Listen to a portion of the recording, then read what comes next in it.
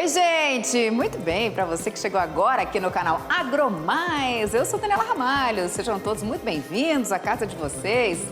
Vocês estão no Tech Startups, nosso programa voltado para a tecnologia e inovação no agronegócio. Bom, a gente sabe que um dos grandes problemas quando a gente fala em fertilizante é a grande quantidade de resíduos que, claro, pode acabar prejudicando o solo para a agricultura e, claro, contaminar a nossa terra. Olha, uma tecnologia usa materiais biodegradáveis e transforma os fertilizantes em cápsulas. Uau, que bacana, né?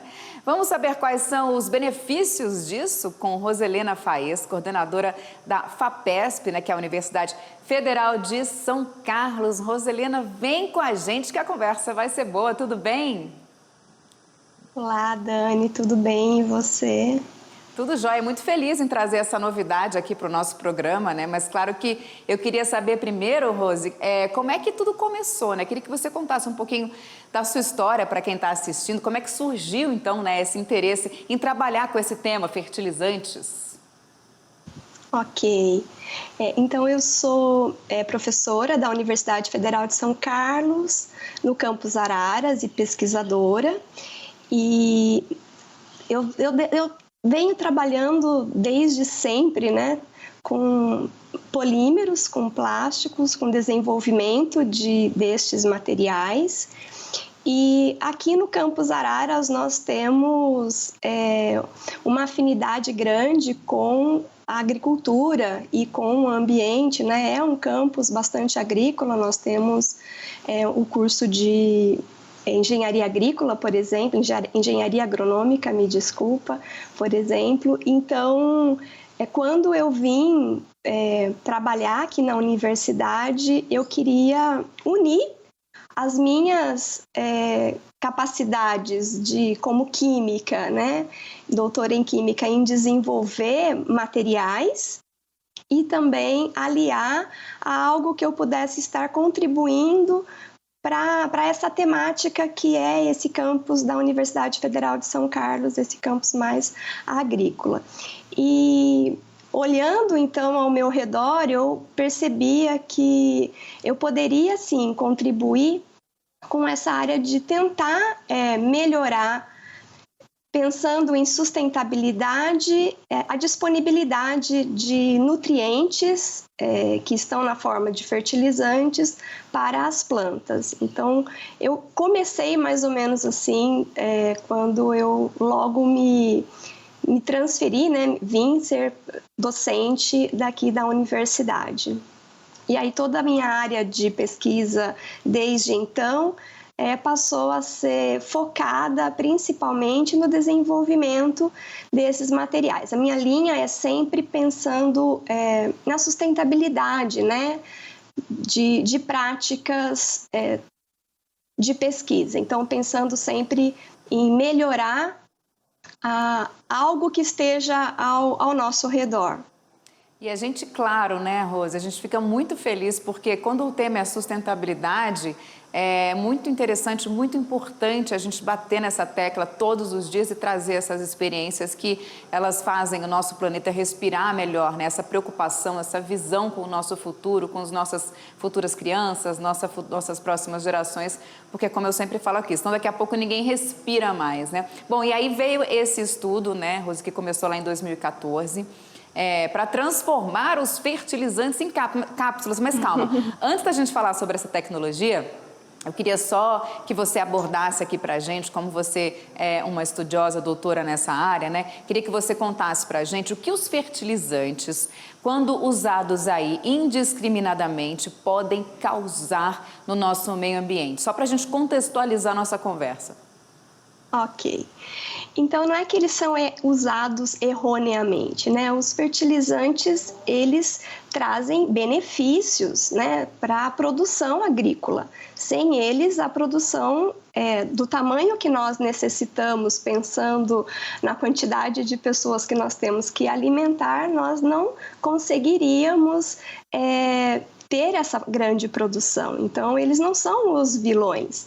O problema é, talvez, a forma como nós os utilizamos. Então, pensando nos fertilizantes mais simples, Então, pensando No que a planta necessita, primordialmente, então seriam macronutrientes.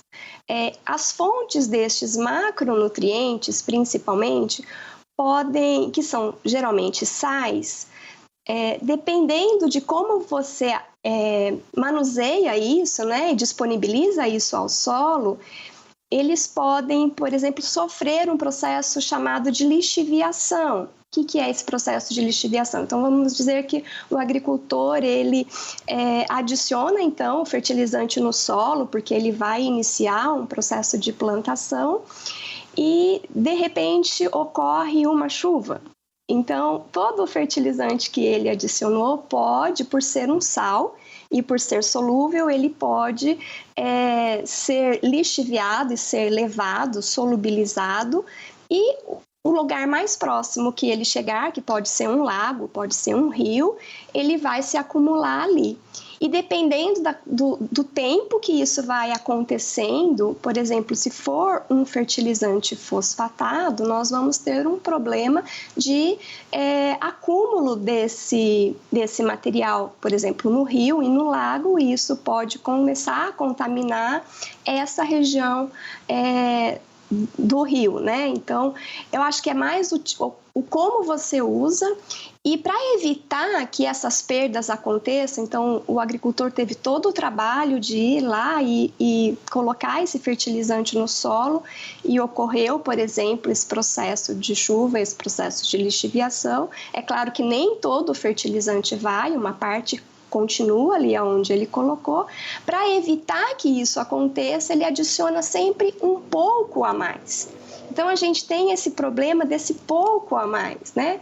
Que acaba sendo, além de um problema ambiental, porque você vai ter perdas, acaba sendo um problema econômico, porque você gasta mais, porque você fica pensando nas perdas.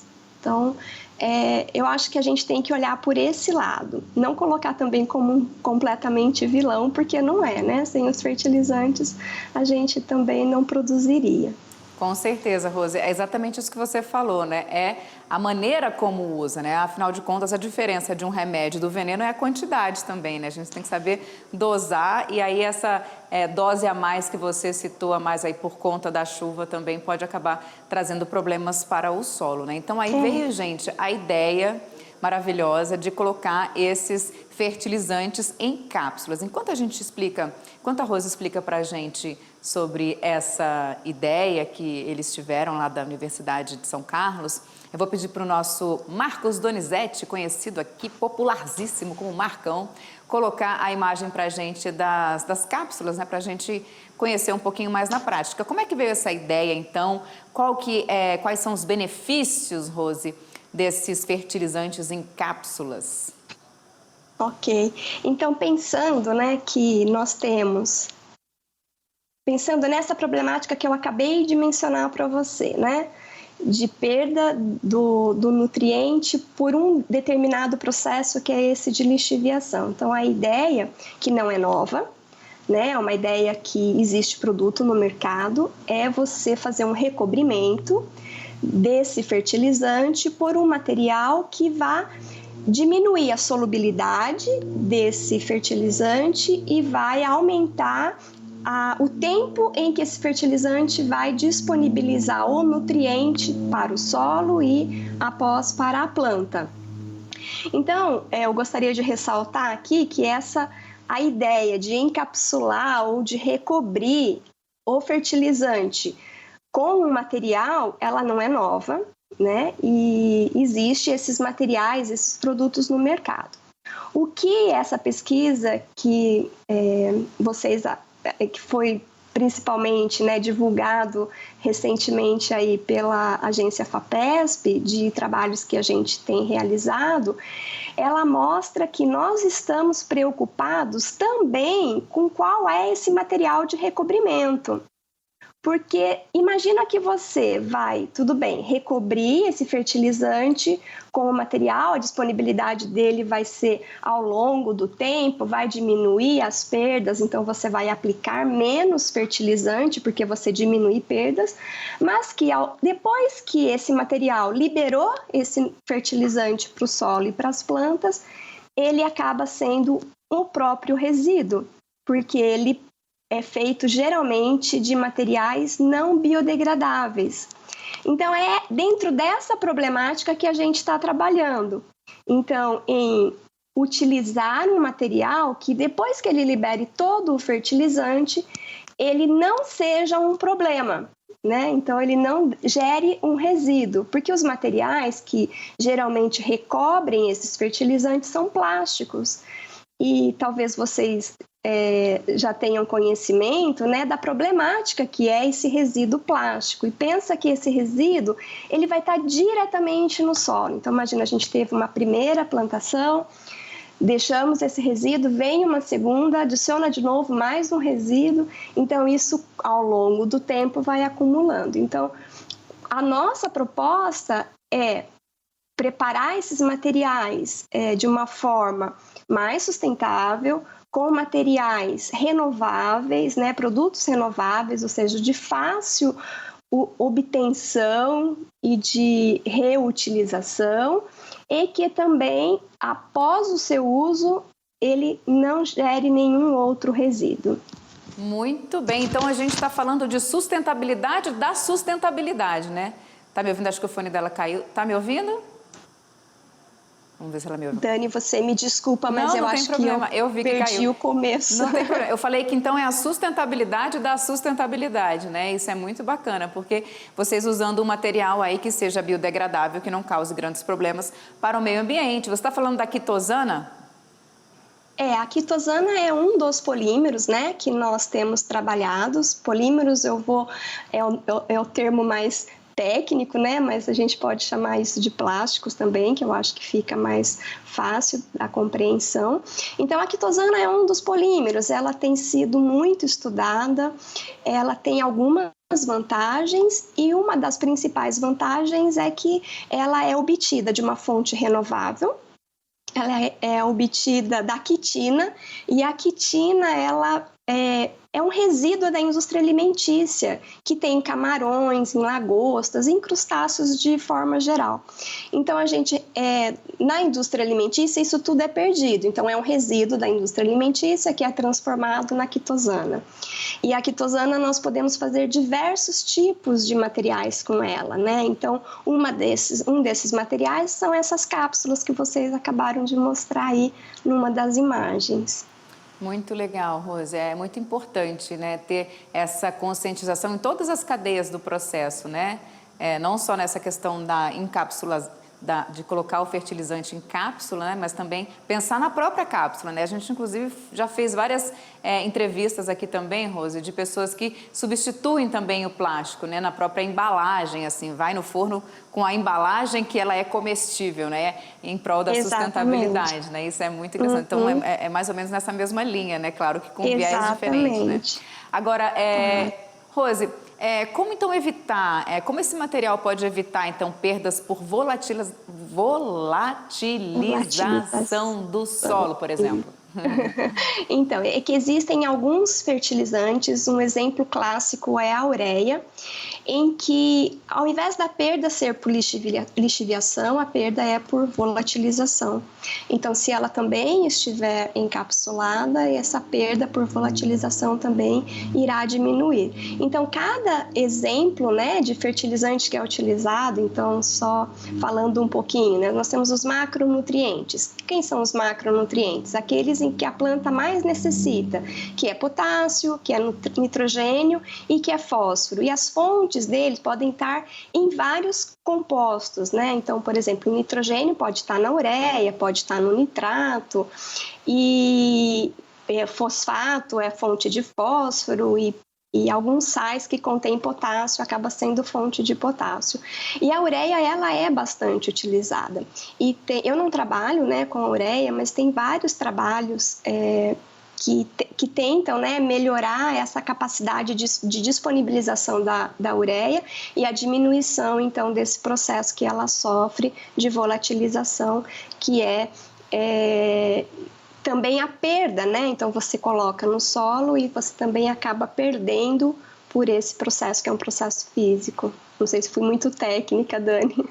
Foi técnica, mas foi clara. A gente com certeza entendeu aqui. Mas esse material que vocês estão pesquisando já está disponível no mercado? Conta pra gente em que pé que está, as pessoas já estão usando, vão usar quando? Olha, como eu mencionei anteriormente, esses materiais eles são denominados de fertilizantes de liberação controlada ou fertilizantes de liberação lenta. Já existem empresas que comercializam esses fertilizantes, mas como eu mencionei para você, utilizando cápsulas ou recobrimentos que não são biodegradáveis. Então já tem agricultores que utilizam em vários tipos de plantas. Esse material que utiliza como base materiais biodegradáveis, que eu tenho de conhecimento, não existe no mercado, né? Existem pesquisas sobre a produção disso e como, por exemplo, o meu interesse atualmente é entender essa relação. Como é que esse nutriente é disponibilizado para a planta. E isso vai depender do tipo de solo, do tipo de clima, do tipo da planta. Então, a gente nessa reportagem que saiu na FAPESP, o que nós avaliamos foi principalmente em que momento ou até quando, né, o fertilizante ele está sendo liberado da cápsula e qual é o momento que a cápsula começa a biodegradar e aí que começa também a liberar mais rapidamente esse fertilizante. Então, sob o meu ponto de vista, nós ainda estamos num processo de pesquisa, já estamos bastante avançados, já temos bastante resultados, mas talvez algum acordo aí, alguém que se interesse para a gente fazer algo para colocar isso mais no mercado com esse tipo de material que eu estou te falando. Né? Atenção, investidores, está aqui uma oportunidade única no seu programa Tech Startups, com ela, que está dando todas as dicas aqui para a gente ter mais e mais sustentabilidade, né, Rose? Com certeza Isso terão mesmo, aí Dani. Investidores para a gente colocar em prática, né? E para colocar em prática, claro, esse bem tão importante que é essa visão aí de cuidar do nosso meio ambiente. Agora, uma opinião, queria que você desse para a gente aqui. Os agroquímicos, eles poderiam, em muitos casos, serem substituídos por alternativas ambientalmente mais saudáveis e sustentáveis? Eu acho que a gente sempre tem a possibilidade de pensar em algo mais sustentável, né? Então, eu sempre penso que talvez não substituir, mas o uso sempre consciente, né? Então, eu não sei se a gente consegue substituir completamente, 100%, né? Então, mas talvez um uso um pouquinho mais consciente desses agroquímicos seria importante, né? E tem alguns agroquímicos que os impactos deles são muito maiores do que outros, então sempre pensar dessa forma é o que eu sempre indico, né? Então, não sei se a substituição completa. Existem, né, agriculturas que são sem agroquímicos, hoje também tem, mas ela não consegue sustentar o mundo, né, sem os agroquímicos. Então, eu sempre penso muito dessa forma também. Usar de forma Talvez consciente. Uma agricultura familiar é possível, né? Uhum. Mas uma grande agricultura, eu acho que fica mais difícil. Uhum. Mas é o uso consciente, da forma que usa.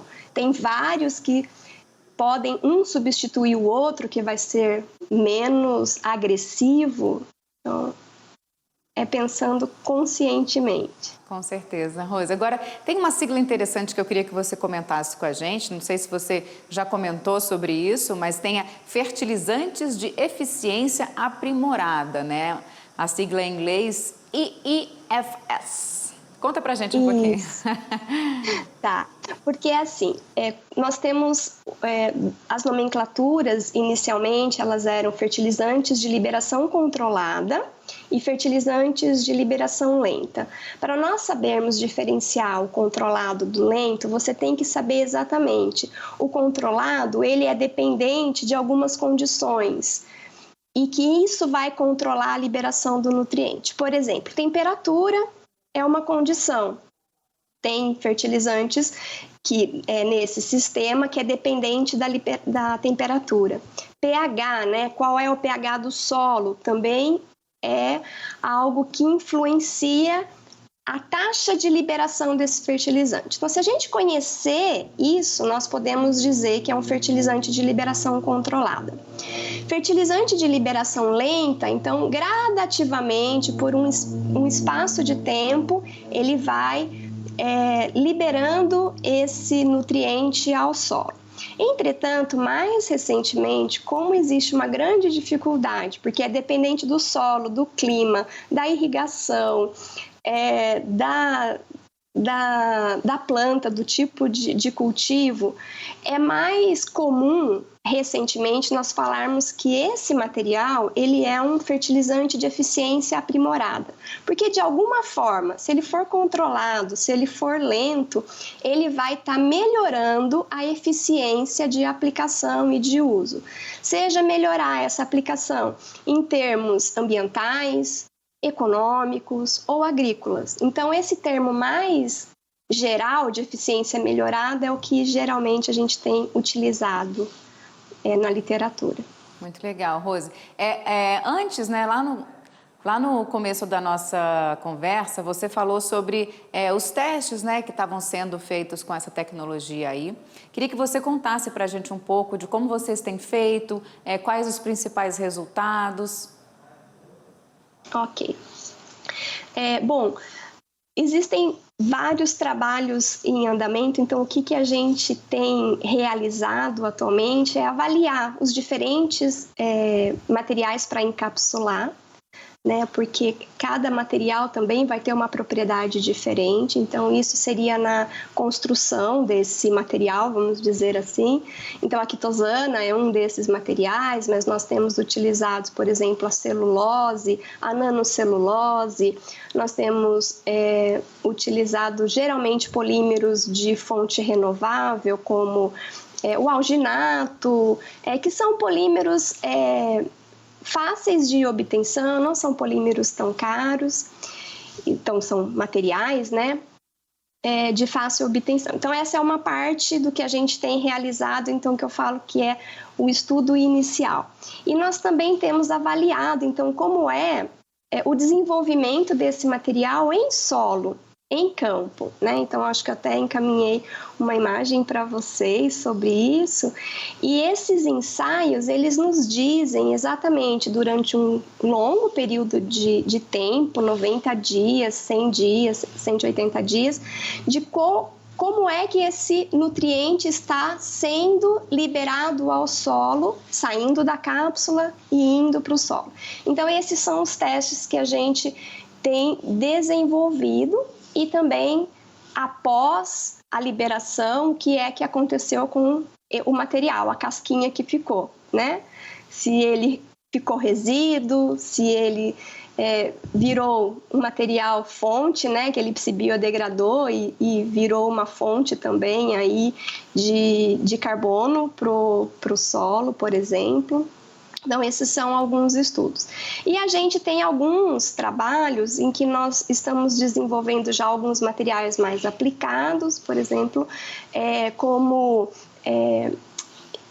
embalagem para mudas, em que essa embalagem ela já vai ter com ela o próprio nutriente. Então, você, ao invés de usar, por exemplo, aquele saquinho, aquele potinho que você pega a muda e depois você vai transpassar essa muda para um outro lugar, você não precisa retirar daquele saquinho, daquela embalagem e plantar em outro local. Você simplesmente coloca a própria embalagem no solo e ela própria já tem o fertilizante e ela também será fonte de nutrientes para o material. Então, são esses trabalhos que a gente está agora caminhando mais. Roselena Faes, coordenadora da FAPESP, um um viva para essas iniciativas e esses estudos que vocês fazem, viu? Eu quero agradecer demais, não só pela sua iniciativa, mas também pela presença aqui no nosso programa Tech Startups, viu? Muito sucesso para vocês, obrigada pela conversa. E qualquer novidade, ó, só bater um fio. Obrigada. Tá bom, Dani, obrigada. Posso fazer uma correçãozinha? Claro. É que eu sou professora da Universidade Federal de São Carlos e a FAPESP é a Fundação de Amparo à Pesquisa do Estado de São Paulo, que financia os projetos. Então, eu não sou pesquisadora da FAPESP, era só isso. Correção feita, gente. A gente pede desculpa, claro, essa universidade maravilhosa de São Carlos, que eu vivia aí em São Carlos, viu? Passei a minha infância em São Carlos, perto de Araraquara, né? Meu pai se formou nessa faculdade, inclusive. Olha só. Obrigada, viu, Rose? Sucesso para vocês. Prazer, Dani. Obrigada eu. É isso, gente. Nosso programa fica por aqui. Quero agradecer demais a sua presença, a sua audiência aqui no canal AgroMais e a gente se encontra durante a programação. E eu fui! Tchau!